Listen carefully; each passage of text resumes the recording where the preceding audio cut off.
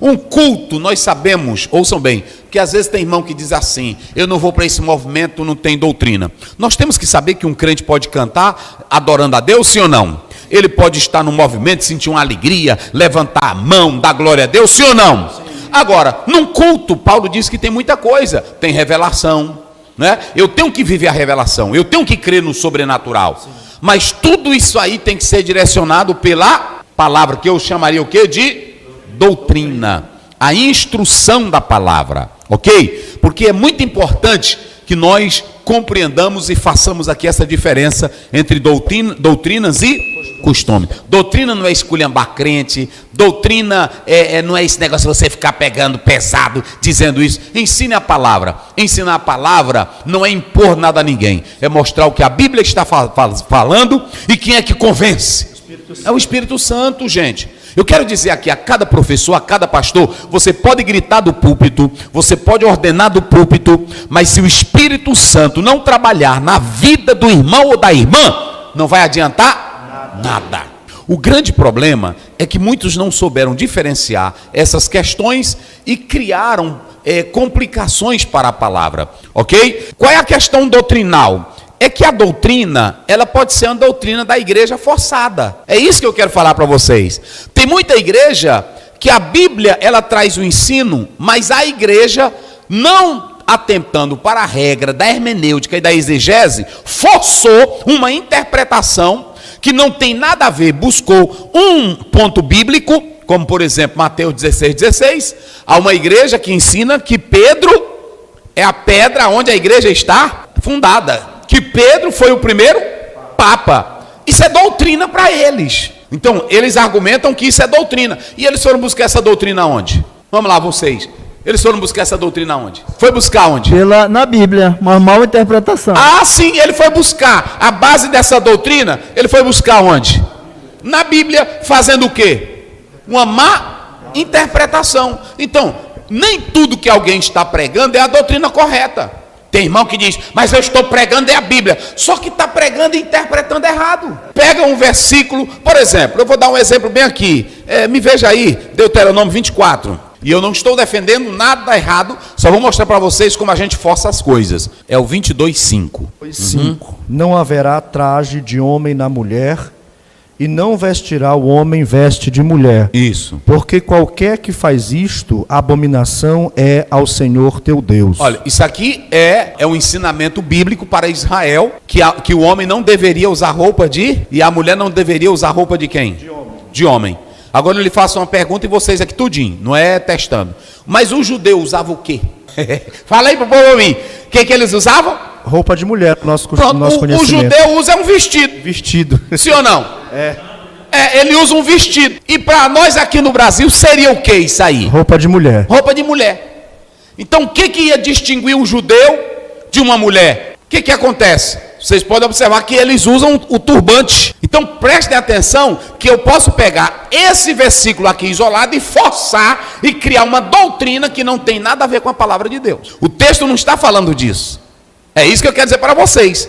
Deus queria preservar a masculinidade e não criar confusão entre os dois mundos, o universo masculino e o universo feminino. Então ele dá os sinais de como se identificar o que é o homem e o que é a mulher. Mas alguém isoladamente pega isso aqui e aí confunde tudo. Eu só estou dizendo que às vezes você pode pegar a Bíblia e legalizar uma doutrina humana que não tem nada a ver com a palavra de Deus. Então nós temos que ter todo cuidado com essa questão de doutrina. Não é o simples fato de alguém pegar um versículo, ou 2 ou 3, e consubstanciar, dizer que é doutrina.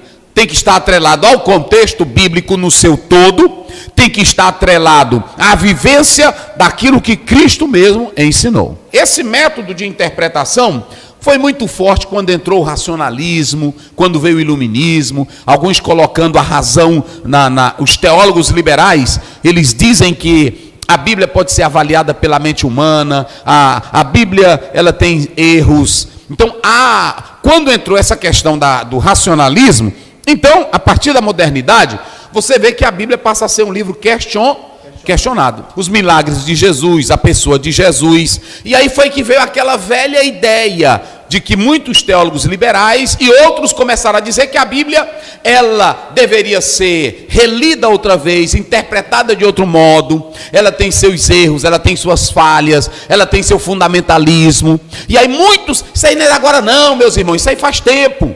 No momento que surge a modernidade, não é nem a modernidade, é lá o diabo, lá no começo do mundo. Vocês se lembram lá em Gênesis 3? Que Deus disse uma coisa, ele disse, não é bem assim. Quem já começou a torcer a palavra de Deus, achando que ela estava totalmente errada, quem foi? Foi o diabo, lá em Gênesis 3, dizendo, não é bem assim. Deus disse, não comam, porque no dia que vocês comerem, morrerão. Aí o que o diabo diz? Não, vocês vão ser como? Ou seja, é atualizar a Bíblia. Eles querem atualizar a Bíblia. O problema não é que a Bíblia precisa ser renovada. O problema não é que a Bíblia precisa ser transformada. O problema é que cada um pega a Bíblia e interpreta no modo moralista, individualista, político, literalista, doutrinal e modernista. Esse é o problema. Esse é o problema.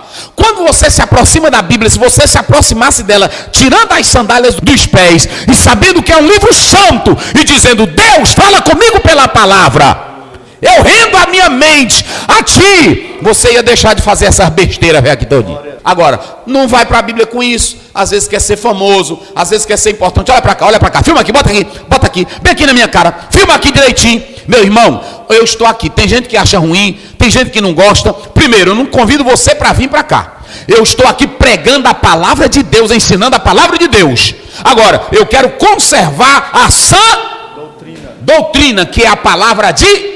É a instrução das Escrituras, que traz vida, que traz alegria, que traz prazer para a tua alma.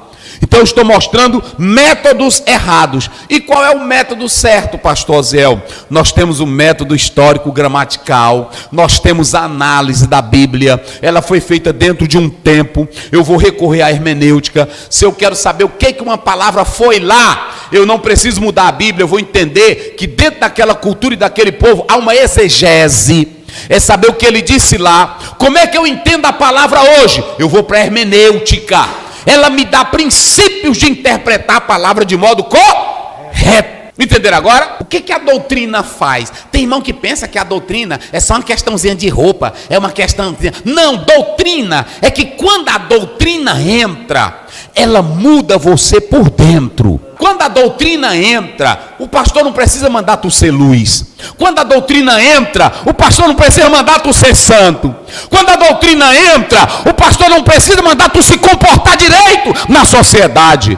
Quando a doutrina entra, tu sabe ser servo, e o patrão também sabe ser um senhor no temor de Cristo Jesus. Quando a doutrina entra, o crente é educado. Quando você vê uma mulher, olha para cá, tá filmando direito, irmão, bota aqui. Quando você vê uma irmã na igreja, que ela ainda quer a impiedade do mundo, a servergonhice do mundo, ela está na igreja, mas é traindo o marido dela.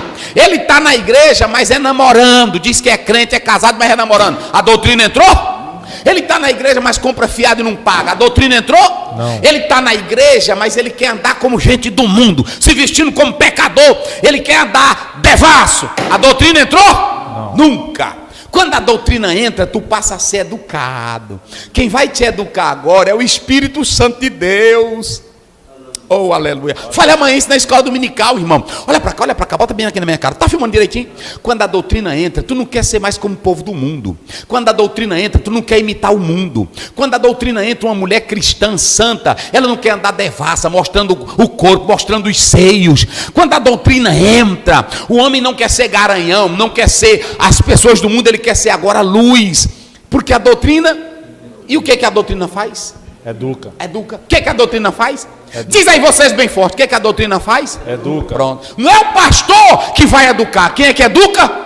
Oh, irmão, um patrão, um crente, olha, um crente independente de classe, seja o patrão, seja o servo, seja o senhor, seja a senhora, quando a doutrina entra, ele tem e quando ele tem piedade, ele tem temor. Você não pode, olha, crente que tem doutrina, ele não é saliente. Pode ele ser um funcionário, porque Paulo usou a palavra patrão e escravo, mas aqui ele está dizendo dono de empresa, dono de loja, empresário, funcionário. O crente que tem doutrina, ele luta para que essa doutrina não seja blasfemada. Eita coisa boa.